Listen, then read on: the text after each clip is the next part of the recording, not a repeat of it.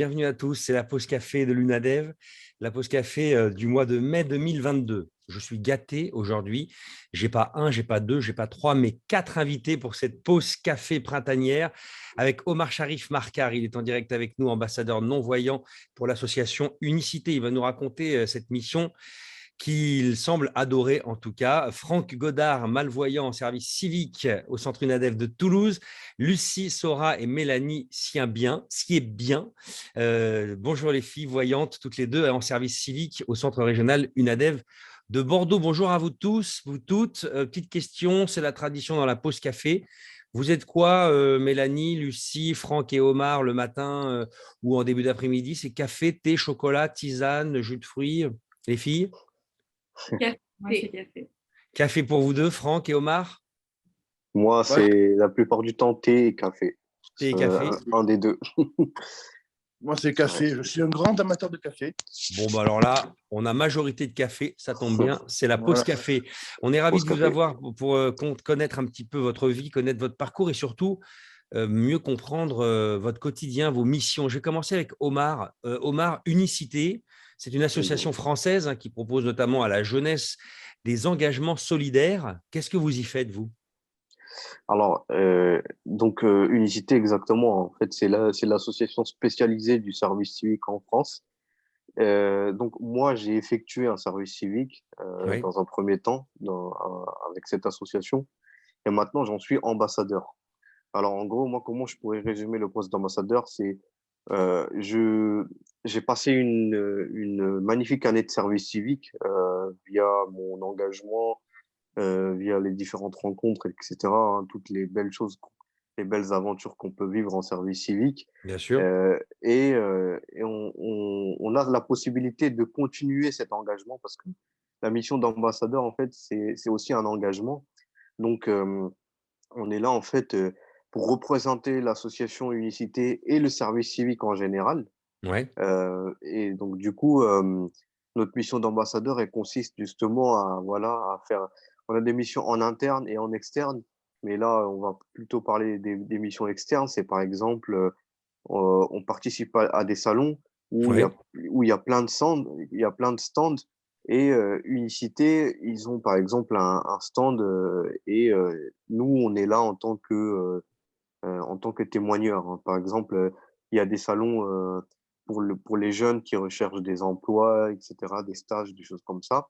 Nous, on va être là avec notre stand à Unicité et on va montrer aux jeunes qu'effectivement, le service civique aussi, c'est une année on peut passer une bonne expérience, où ça peut être aussi un tremplin vers l'avenir professionnel, etc. Donc, ça peut être ça, ça peut être, on est filmé, on fait des vidéos et on envoie à différentes communautés, etc. On Ouais. peut parfois être amené à passer à la télé.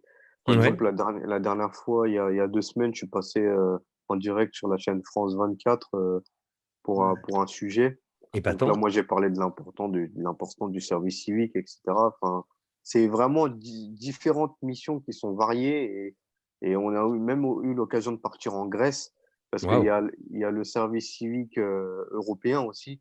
Nous, Unicité, c'est le service civique en France, mais le service civique européen, le concept, c'est 6 mois dans le pays où on vit et 6 mois dans un autre pays en Europe. Ça, c'est le service civique européen. Et du coup, nous, Unicité, on a été invités en Grèce pour qu'on leur explique le modèle, en tout cas, du service civique en France à Unicité, pour que le gouvernement grec s'inspire et se lance en fait dans le service civique européen.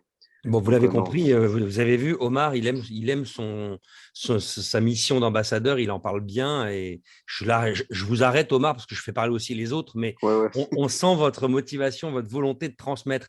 On part du côté de Toulouse avec Franck. Vous, Oui, bonjour. vous êtes en service civique à l'UNADEV, à Toulouse. C'est Oui. quoi la journée type de Franck? Vous êtes malvoyant. Oui. Vous souffrez de quoi, Franck? J'ai un glaucome. Un glaucome. Donc, on en a parlé d'ailleurs il y a quelques semaines, puisque c'était Oui. la semaine nationale du glaucome. Il y a eu énormément d'actions avec l'UNADEV. C'est quoi votre journée type en tant que employé en service civique et aussi en tant que malvoyant. Est-ce que ça change un petit peu votre façon de travailler? Alors, oui, si vous voulez, quand j'arrive à l'UNADEV, j'ai plusieurs missions. Ça peut m'arriver de faire l'accueil des Ouais. adhérents. Quand il y a une activité de prévue, je peux, s'il n'y a personne au niveau du café associatif, je peux très bien faire l'accueil des adhérents. Ensuite, ben, je peux réfléchir éventuellement à des sorties culturelles. Ouais. Par exemple, parce que je suis là en fait en service civique pour l'élaboration de l'offre culturelle à destination des adhérents. Super. Donc, par exemple, il y a quelques semaines, j'ai organisé une visite au musée de la Résistance de Toulouse, qui est un musée déjà que personnellement j'aime beaucoup. Ouais. Et donc, j'ai pu les contacter. Et en plus, la visite était totalement gratuite et accessible pour les personnes aveugles et malvoyantes. Mhm. Donc, j'ai pu l'organiser tout seul, quoi. Voilà. C'est un atout, finalement, vous qui connaissez cette problématique, justement, d'aller découvrir des lieux culturels. C'est presque un atout parce que vous savez peut-être adapter, conseiller l'organisation de ce type de sortie. Un atout, c'est ça que vous m'avez demandé? Est-ce que, voilà, comme vous connaissez la problématique, vous savez Oui, peut-être mieux oui, organiser, mieux conseiller? bien sûr. Ben, oui, parce que moi, je connais bien le handicap, parce que déjà, je suis malvoyant depuis la naissance. Donc, je sais de quoi j'ai besoin. Et du coup, je peux éventuellement mieux proposer une offre mieux adaptée pour les adhérents, quoi. Oui, Voilà. exactement. Je sais les L'UNADEV, questions qu'il faut poser, je sais exactement les besoins, etc. adhérer, entrer dans l'aventure UNADEV, pour vous, ça représente quoi, Franck? Ben, adhérer à l'UNADEV, c'est déjà participer aux activités qui sont proposées, rompre l'isolement, Ouais. faire des activités sportives, rencontrer du monde, faire des activités culturelles. Et ensuite, c'est participer à la vie associative de l'UNADEV. C'est-à-dire qu'en tant qu'adhérent, on a le droit de vote. Donc, on peut très Ouais. bien participer aux assemblées générales, donner son avis, faire porter la voix des adhérents, des plus grand nombre des adhérents aux assemblées générales, etc. Être Être proche des acteur. adhérents, Hmm. pardon. Être acteur. Être acteur, tout à fait. Et même proposer, parce que moi, je suis en service civique, mais Hmm. j'ai la double casquette. Donc, sur mes heures de travail, je suis le service civique qui propose des sorties culturelles où je me mets sur pas mal de projets. Mais l'adhérent, du coup, en dehors de mes heures de travail, je peux très bien participer aux activités et aussi être acteur de l'association. Ouais, c'est très important. Vous parliez de rompre avec la solitude. Oui, J'imagine que c'est encore plus vrai depuis l'après-crise sanitaire. Les gens sont encore absolument. plus demandeurs, non? Absolument. À l'UNADEV, il y a certaines personnes qui ont perdu la vue depuis pas très longtemps et qui se retrouvent toutes seules, ou même des gens qui ont eu le handicap depuis toujours, mais qui n'osent pas trop sortir. Et encore, ça s'est aggravé avec la crise sanitaire. Donc, du coup, Ouais. heureusement que l'UNADEV est là pour Ouais. proposer même un accompagnement social. Bon, moi, je ne suis pas là-dessus, mais à l'UNADEV, il y a un accompagnement social pour aider justement les adhérents à faire le papier administratif, etc. Et puis, vous parliez de l'accueil. Vous, quand vous êtes à l'accueil de l'UNADEV pour accueillir tous les gens, vous êtes un peu la vitrine aussi, hein, Oui, c'est ça, du site. Donc, c'est très tout à fait. important. Oui. Alors, les filles, comment ça va, Lucie et Mélanie? Vous êtes toutes les deux voyantes. Vous êtes en service civique également à l'UNADEV de Bordeaux. Vous êtes arrivées il y a combien de temps?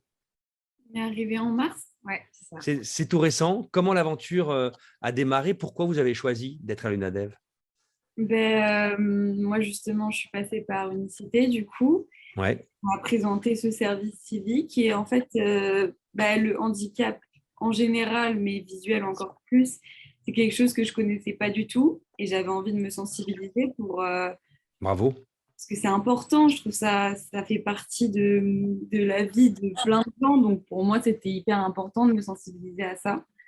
Donc j'ai vu ça et j'y suis allée et je regrette pas du tout. C'est vraiment génial. Et vous, Mélanie? Moi, ouais, c'est le même procédé que Lucie, c'est-à-dire, moi aussi, je suis passée par Unicité, Ouais. découvrir du coup l'UNADEV. Et après, moi, du coup, le milieu de l'handicap, je le connais un peu déjà, parce que j'ai la famille qui est au niveau de handicap, aussi à maison handicapée. Et du coup, j'ai voulu aller plus loin en fait, dans ce milieu-là, et du coup, c'est pour ça que j'ai choisi l'UNADEV. Quelles sont vos missions quotidiennes? Vous travaillez sur quoi alors? Là, en ce moment, on est plus sur faire les programmes des mois suivants. Donc, essayer de trouver un maximum d'activités qui pourraient plaire aux adhérents. On voit vachement avec eux, plus que c'est s'ils ont une idée ou quelque chose en tête, ils nous disent et nous, après, on essaie de le mettre en place. Mais en soi, on est vraiment beaucoup avec les adhérents. C'est même ce qu'on préfère, être Ouais. avec eux, essayer de trouver des trucs qui peuvent leur plaire et ouais, voir ce qu'ils veulent faire. En fait, c'est eux qui choisissent. Nous, on essaie juste de le mettre en place. Ouais, c'est intéressant. Et alors, ce lien, justement, Franck en parlait aussi sur l'importance de se retrouver, de rompre l'isolement. Et puis, bah, Franck, grâce à son expérience personnelle, il peut adapter justement des sorties, des demandes auprès de personnes malvoyantes ou non-voyantes. Ce lien que vous avez, vous, entre voyants et non-voyants, vous trouvez qu'il est fort, Ouais. vous qui êtes au cœur de la machine? Bah Ouais. oui, ouais. Du coup, Bah oui, effectivement. ouais, parce que en fait, c'est, c'est hyper différent parce que nous, on ne connaît pas et on ne peut pas exactement ressentir ce que ressent un non-voyant, mais c'est juste voir à quel point la plupart sont hyper positifs, surtout, et bah, ils voient un peu tout.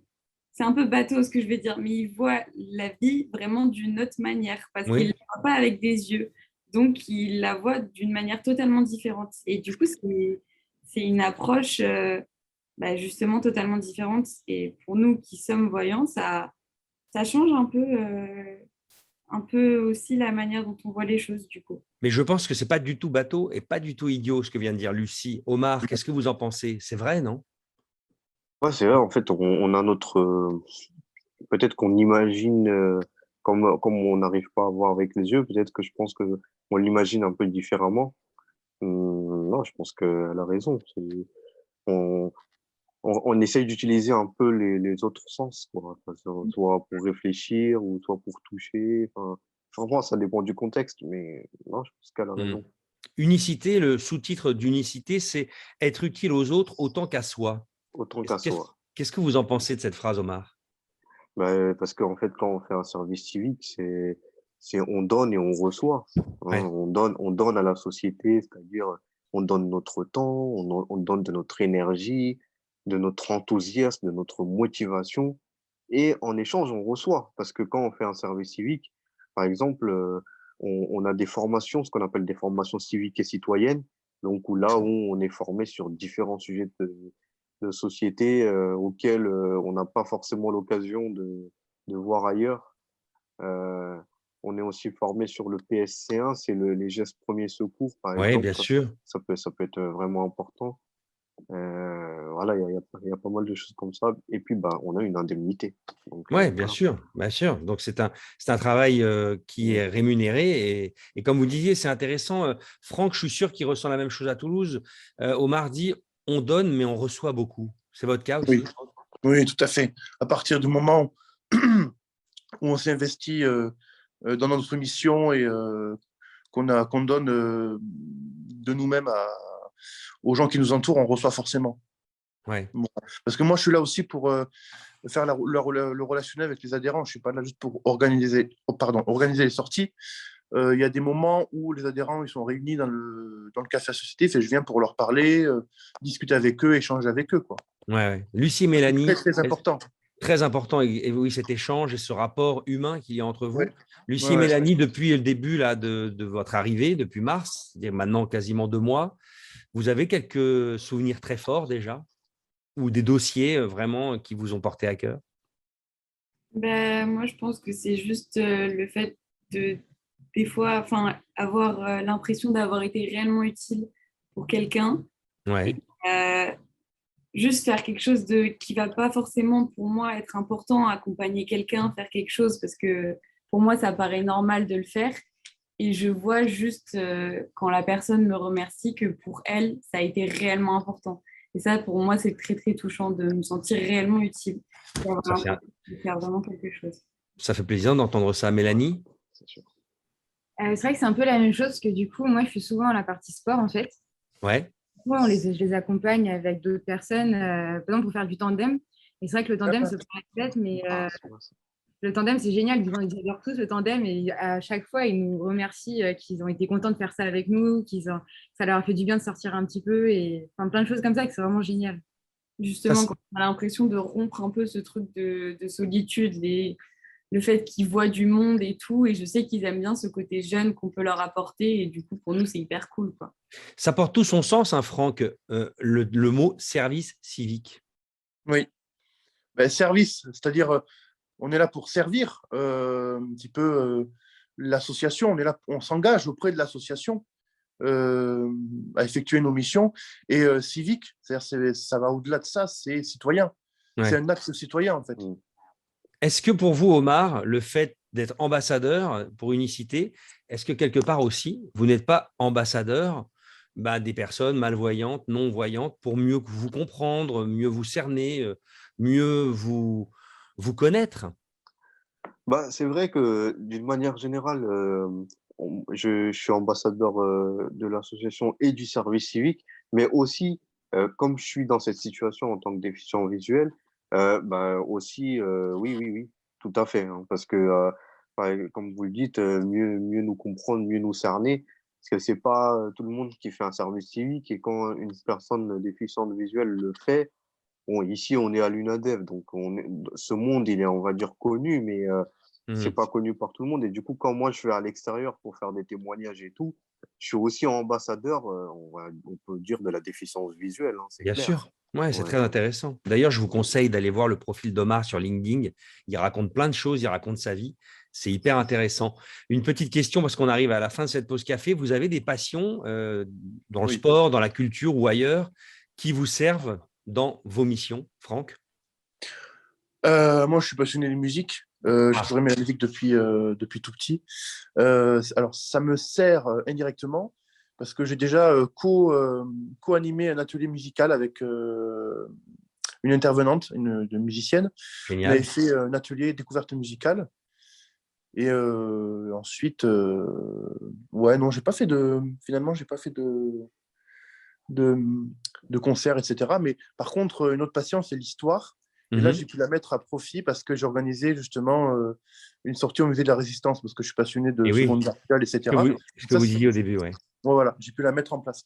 Voilà, la musique et l'histoire, deux ateliers qui vous ont permis Voilà. de les concrétiser à l'UNADEV. Lucie et Mélanie? Moi, du coup, c'est le sport. Ouais, j'ai cru comprendre. Ça veut dire que objectif, accompagner pourquoi pas des projets avec l'UNADEV dans cette passion-là? Effectivement, ouais. Au JO 2024, pourquoi Voilà. pas. Et Lucie? Moi, j'ai pas réellement de passion, mais je suis quelqu'un de très créatif, manuel, donc ça m'a vachement servi à l'UNADEV, justement. Pour ça, elle est plutôt partie sport et moi plutôt manuel, donc on s'est vachement complété dans le service civique, c'était bien pratique. Omar, j'ai cru comprendre que vous aussi, la musique, le piano, j'ai même cru comprendre que vous possédiez l'oreille absolue. Ah ouais, vous avez bien suivi mon profil.